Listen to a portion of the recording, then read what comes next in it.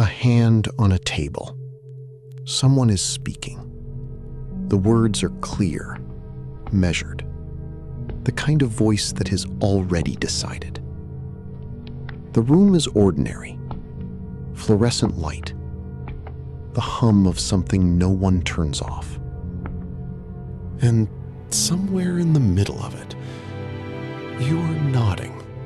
Not enthusiastically, not dramatically, just the small, steady nod that says, yes, I am part of this.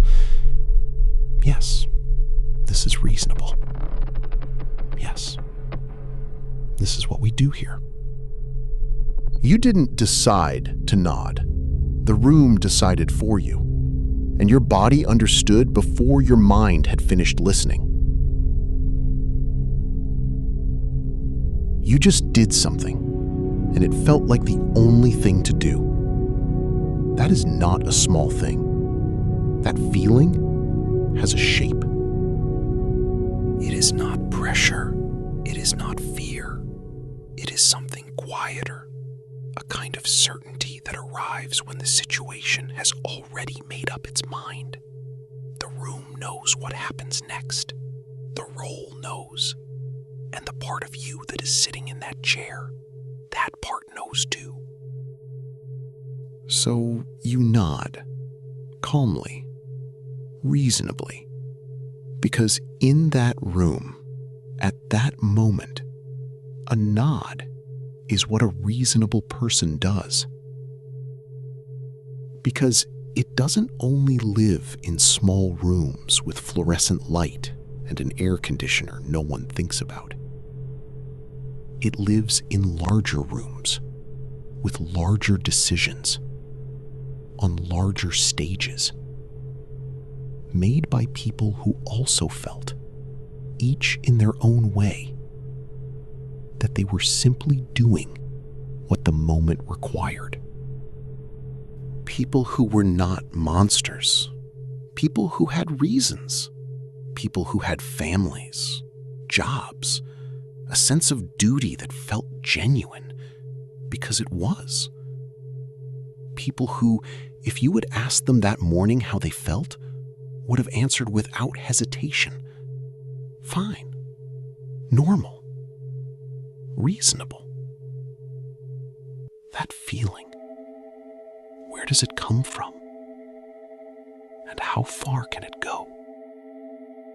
The same feeling, multiplied. Not one meeting, not one room, thousands of them, across decades, across institutions, across different languages and different uniforms, in rooms where the decisions were not small and the weight of those decisions was not light, by people who felt, each in their own way, that they were simply doing what the situation required.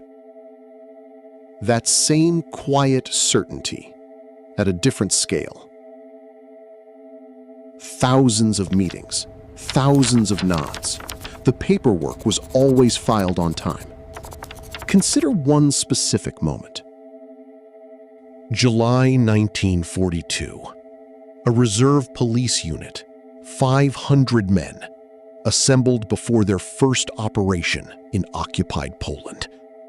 Their commander did something unusual that morning. He told them directly, if anyone finds this too difficult, step out now. There will be no punishment, no consequences. You can step to the side and nothing will happen to you. Just step out. Fewer than 12 stepped out. 500 men, middle-aged most of them, workers, clerks, salesmen from Hamburg, men with families waiting at home and a general sense of themselves as ordinary, decent people, not selected for ideology, not trained for this, and fewer than 12 stepped out. The historian who studied them spent years reading their testimonies, hundreds of interviews conducted long after the war. He was looking for what held the others in place, what explained not the few who left, but the many who stayed. What he found was not fear of punishment. It was something closer to an inability. The inability to separate from the group, from the role, from what the situation had already quietly defined as the thing a member of this unit does. The role had a weight to it, a direction, and most people moved where it pointed. Wars are not made by monsters. They are made by people who had good reasons. And it was not only them. Study after study in the decades that followed found the same pattern. People placed inside a system, given a role, given a reason, and at some point, showing every visible sign of distress. Hands that shook, a voice that broke, a face that said, without words, something here is wrong, and continuing anyway. Not because they stopped feeling the wrongness. They felt it clearly. It was there in the body, present the whole time, recognizable, impossible to dismiss. But inside the system, inside the logic the situation had built around them, continuing was the reasonable thing, the expected thing, the thing that simply made sense from where they were standing. They felt the wrongness, and they continued. If they felt it, why wasn't that enough? What is happening inside a person when the situation becomes louder than what they know? That question, the one S2 left open. What is happening inside a person when the situation becomes louder than what they know? Here is one answer. The conscience didn't stop. It didn't go quiet. It didn't switch off. That part, the part that knows the difference between right and wrong, the part that registered the tremor in the hands, that part stayed fully awake. It just changed what it was pointed at. Think about how that works for a moment. The soldier signing a document doesn't stop caring about doing the right thing. He cares very much. He cares about whether the report is accurate, whether the procedure is followed, whether his unit is respected. He cares about loyalty, about competence, about whether the people above him trust him, and whether the people beside him see him as reliable. All of that, that's the conscience. Still running. Still fully awake. Just redirected away from what the act produces, toward what the role requires. Loyalty to the role, not the impact on anyone else. Conscience was not turned off. It was redirected toward the role, away from the result, which explains something that otherwise seems impossible. How a person can feel actively, genuinely moral, while participating in harm, not despite their conscience, through it. And this redirection doesn't happen all at once. It has structure, two parts that work together. The first, the act gets reframed. Not we are hurting people, but we are protecting order. We are defending what matters. We are doing what is necessary for something larger. The conscience latches on to that larger purpose, and it is satisfied. The second, the responsibility gets spread out so that no single person holds the full weight of what is happening. I was following the instruction. Someone else gave it. Someone above me decided. I am only the instrument.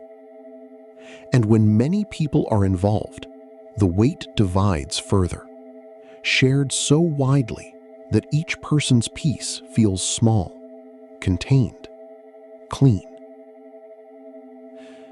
The most dangerous thing about a system is not that it forces you, it is that it makes you want to.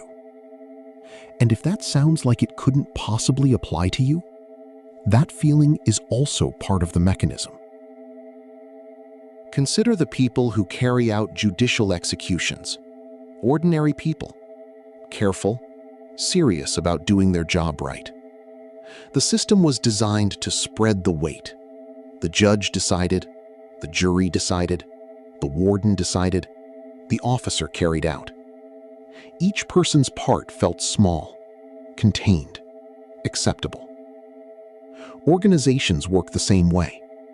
A company with no clear line of responsibility, decisions made 3 floors above, responsibility spread across departments, personal conduct separate from outcome. Employees otherwise entirely ethical, participating in harm, not because they abandoned their values, but because the structure redirected their values toward following the process, toward loyalty, toward doing their part well. The role performed correctly, which was the problem. Scale it smaller. A team. A weekly meeting. A decision arrived from somewhere above. Already made. Each person present. Each person performing their role correctly. Something noticed before the roll got louder.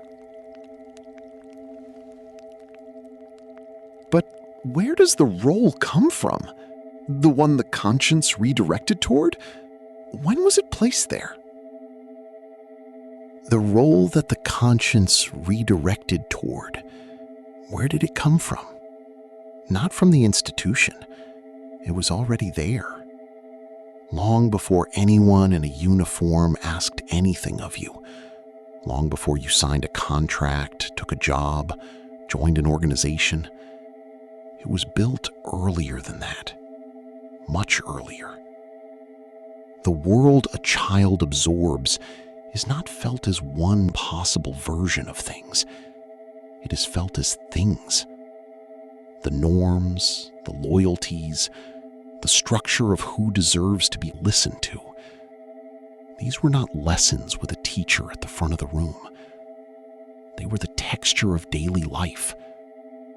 How adults behaved around authority. What happened when someone disagreed. What loyalty looked like in the people you trusted most. It became architecture, built before we had words for it. You did not learn this at the institution. You brought it, wrapped neatly, already yours.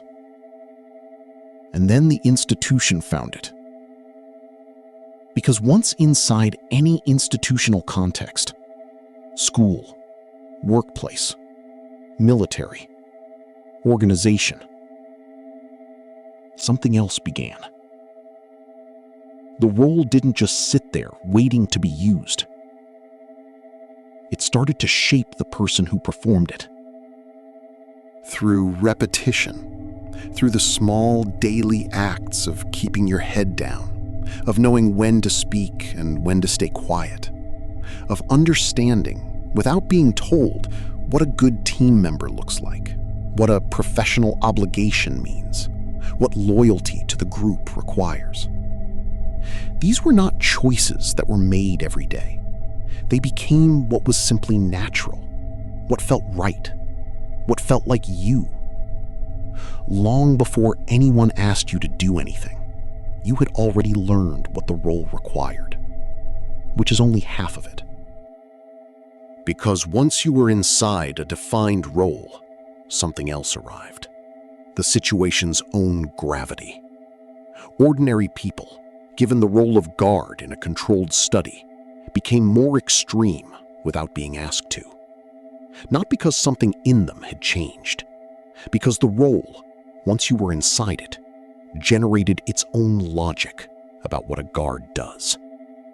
The situation created expectations, and most people, without deciding to, moved in the direction the situation pointed. The experiment was stopped after 6 days. Most real institutions are not. The role was installed before we could evaluate it, and once inside it, the situation generates its own pull. Together, these explain something important. Refusal is not simply a matter of will. It would require stepping outside an architecture that most of us have never had occasion to see as architecture. You were not weak. You were inside something that was designed to make one answer feel like the only answer. But even with all of this, why doesn't the body simply notice the distance? From the first step to where things eventually went, how did that distance stay invisible? The body doesn't lie, but it does adapt. The first time we act against something we believe in, something shifts. Not dramatically, just a quiet signal. Something feels off. With repetition, that signal gets quieter. Not because we made a decision about it, not because we changed our values. The body simply adjusted. Each new step was processed relative to the previous step, not relative to where things began. The distance from the start was never in the calculation, only the distance from yesterday. And that's why the first step matters more than any step that follows. The first step is the most consequential, not because it is the largest, but because it creates the pattern. After a small initial commitment, something in us works to stay consistent with what we have already done, not to protect a decision, to protect a sense of self. Who I am is someone who did that first step. The next step had to be compatible with that person, and the one after that. Small first step, normal. Next step, also normal. The destination was nowhere in the plan. At no point did anyone decide to travel that distance. They decided, repeatedly, to stay consistent with the step before. Which brings us to the last layer. When we perceive ourselves as part of a system with a legitimate purpose, action stops feeling like a choice we are making. It starts feeling like the appropriate, sensible response to what the situation requires. The system's logic has become common sense. Inside the frame, participation is not something to question. It is obviously correct. Not because someone deceived us. That is the genuine experience. The situation feels like it already knows what should happen next. We simply follow what's already clear.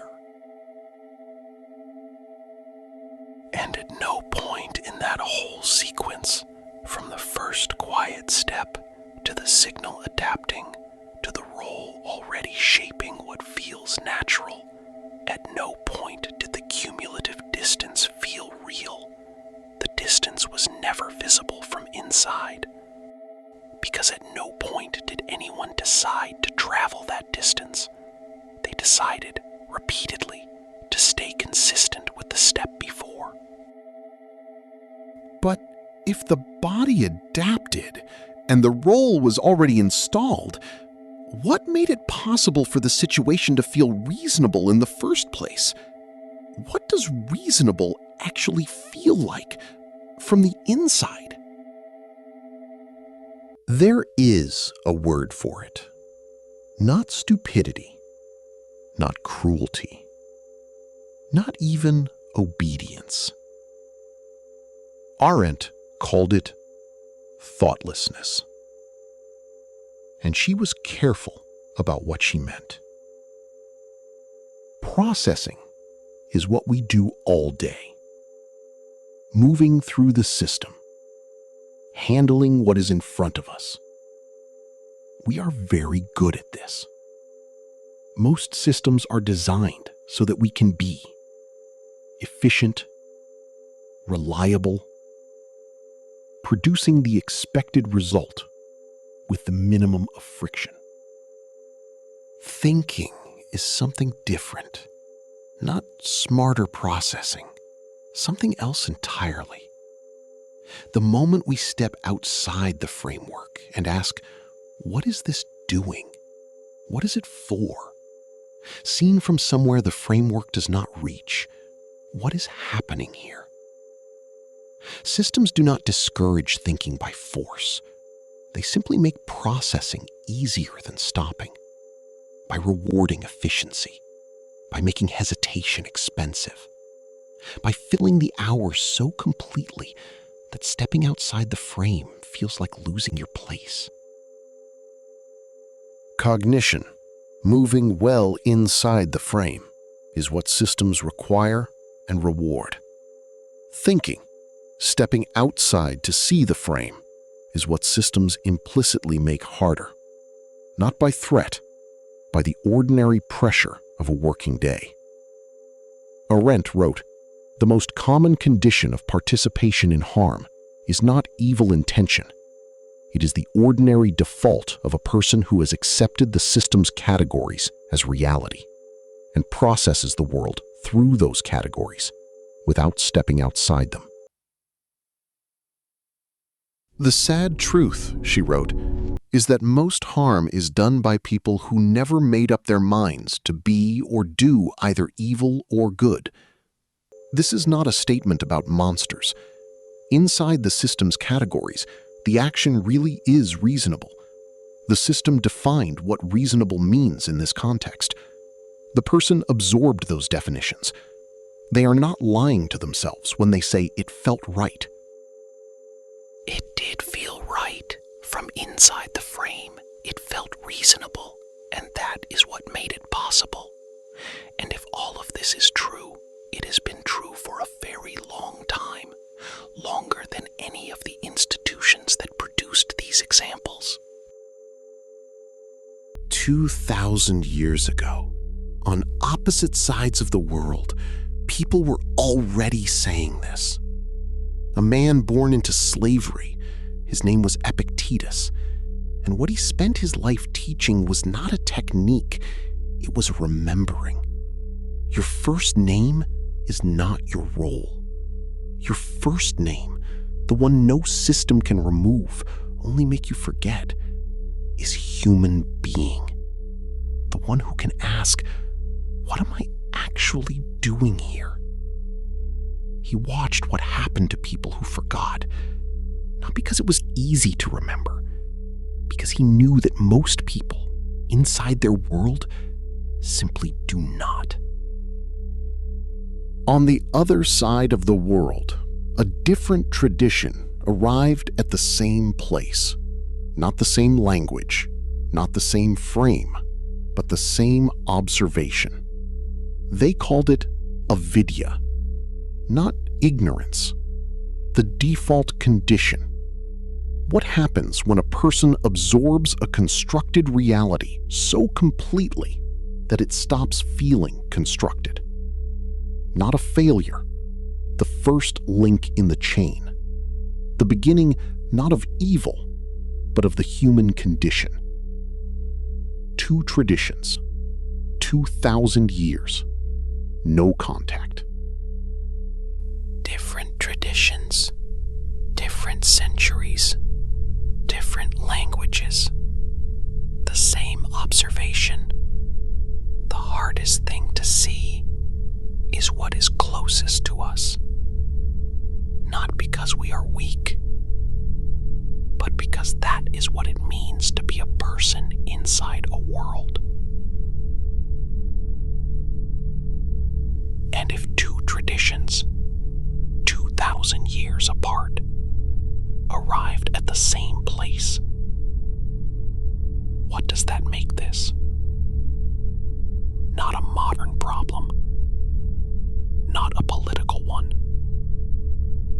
something older, something closer. That room, the nod, the air conditioner that nobody thought about. You were inside the scene before you knew what you were watching. And by the time you noticed, you had already become part of it. We have traveled a long way from that room, through 5 layers of mechanism. And we are back. The room looks the same. The lamp, the chair pulled out, the papers on the desk. Nothing has changed, except that now there is language for what was happening inside it. Every war in history had people like the ones in that room. Not monsters, not fanatics, not people who woke up one day and decided to become something terrible. People who went to work, who answered their emails, who filed the paperwork on time, who cared about doing their job well and measured themselves by how well they did it, who attended the meeting and nodded, because in that room, at that moment, nodding was what the situation required. And the situation kept requiring things, each requirement reasonable, each one following naturally from the last, each one seen from inside, nothing more than the appropriate response to what was in front of them. They were not tricked, they were not forced. They simply kept finding reasons why this time was different. Until the distance between where they started and where they ended up was enormous. And every step of the way, it had felt like the only thing to do. Nobody woke up that morning and decided to do something terrible.